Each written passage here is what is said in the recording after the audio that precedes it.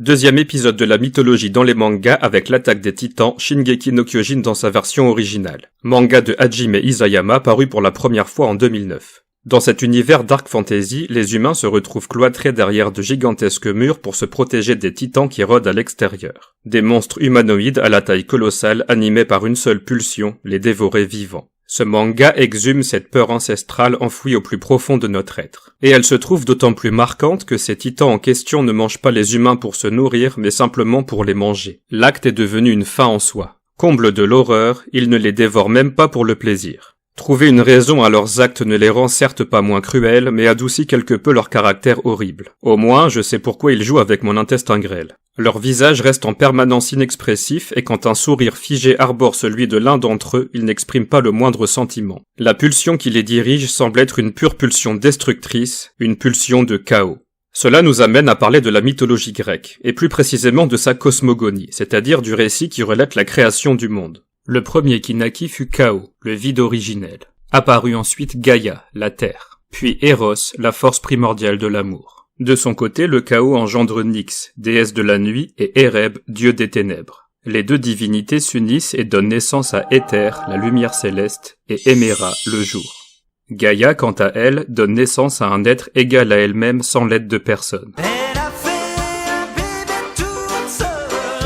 Ouranos, le ciel étoilé, qui la recouvre tout entière. Elle enfante aussi de la même manière Pontos, le flot marin, et Ourea, les montagnes.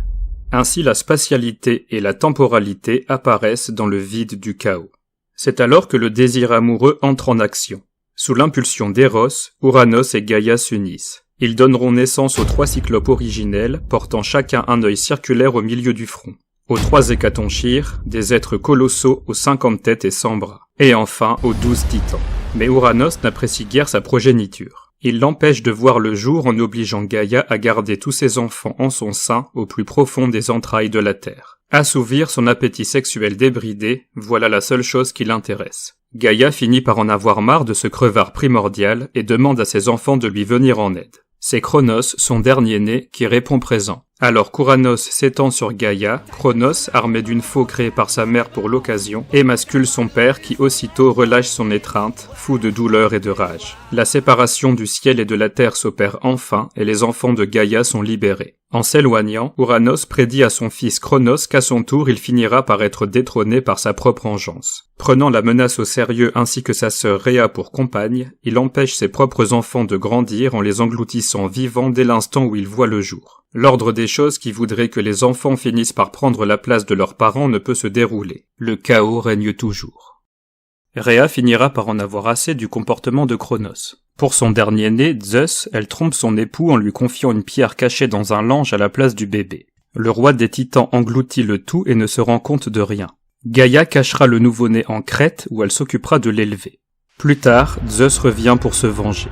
Il empoisonne son père à l'aide d'un breuvage qui lui fait vomir tous les enfants qu'il a engloutis. Poséidon, Hadès, Héra, Hestia et Déméter sont ainsi libérés de leur prison stomacale et se joignent à leur frère Zeus pour combattre Cronos et les autres titans qui se sont ralliés à lui. Zeus libère les cyclopes enfermés jusque-là dans le Tartare par Cronos. En guise de reconnaissance, il forge pour lui le tonnerre, la foudre et l'éclair. C'est alors que débute la titanomachie, la grande guerre contre les titans. L'affrontement dure 10 années sans qu'aucun des deux camps ne prenne l'avantage sur l'autre. Gaïa conseille à son petit-fils de libérer les hécatonchires s'il veut remporter la guerre.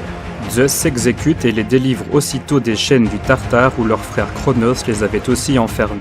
Lors d'une bataille épique, les titans sont vaincus par la foudre hurlante de Zeus associée aux 300 bras vigoureux des hécatonchires. À leur tour, Cronos et sa fratrie sont enfermés dans la prison des enfers avec les 3 hécatonchires pour geôliers. C'est à ce moment que le boss final fait son apparition. Le monstre Typhon, né de l'union de Gaïa et Tartare. Une créature au corps démesuré d'où jaillissent 100 têtes de dragon. La foudre, le tonnerre et l'éclair de Zeus grondent comme jamais face à la fureur des flammes infernales qui se déversent de chacune des gueules de Typhon. Le monde entier tremble, du ciel étoilé au sombre Tartare en passant par l'onde océane. Caché derrière un buisson, Michael Bay prend des notes.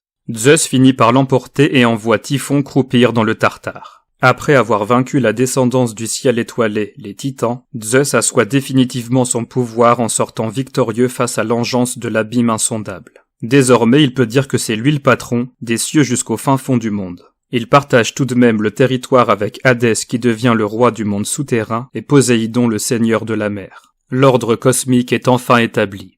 Du côté de l'attaque des titans, comme précisé dans l'introduction, les humains sont condamnés à n'avoir que des murs pour seul horizon, comme les Parisiens mais sans les Parisiens, une once d'espoir subsiste donc encore dans le regard de certains. C'est le cas des membres du bataillon d'exploration, qui sont un peu les dieux de l'Olympe du manga. Ce sont les seuls qui osent s'aventurer en dehors des murs pour affronter les titans et découvrir leur origine. Cela afin de permettre à l'humanité de vivre en dehors de l'ombre chaotique de ces monstres. Tout comme Zeus et sa famille, le bataillon d'exploration se voit aidé par une créature gigantesque, un titan en l'occurrence. Mais pas n'importe lequel. Un titan contrôlé par un humain qui leur sera d'une aide cruciale dans la bataille épique qu'ils livrent contre les forces du chaos. Évidemment, plusieurs humains disposent de ce pouvoir. Chacun de ces titans spéciaux possède des capacités et une apparence qui lui sont propres. Leur présence dans le manga en tant qu'alliés des titans ou des humains ajoute une dimension encore plus épique à celui-ci. En effet, pour un humain, combattre un titan classique représente déjà un acte héroïque en soi. Avec l'arrivée des titans spéciaux, l'affrontement devient clairement mythologique. C'est d'ailleurs ce qui contribue au sel du manga. D'un point de vue esthétique d'une part, on assiste à des combats absolument hors normes entre ces titans, et les rares humains capables de les affronter se retrouvent à réaliser des prouesses martiales dignes d'un demi-dieu antique. D'un point de vue scénaristique d'autre part, non seulement on désire en savoir plus sur l'origine des titans classiques, mais on souhaite également découvrir qui sont ces fameux titans spéciaux et quelles sont les velléités qui les animent. De plus, le fait qu'ils soient contrôlés par un humain rajoute de la profondeur à ces monstres et rend leurs personnages intéressants, voire attachants. Sous leur carcasse immense souffle le vent fébrile des sentiments. On est loin du vulgaire monstre caricatural tant dans son apparence que dans son comportement.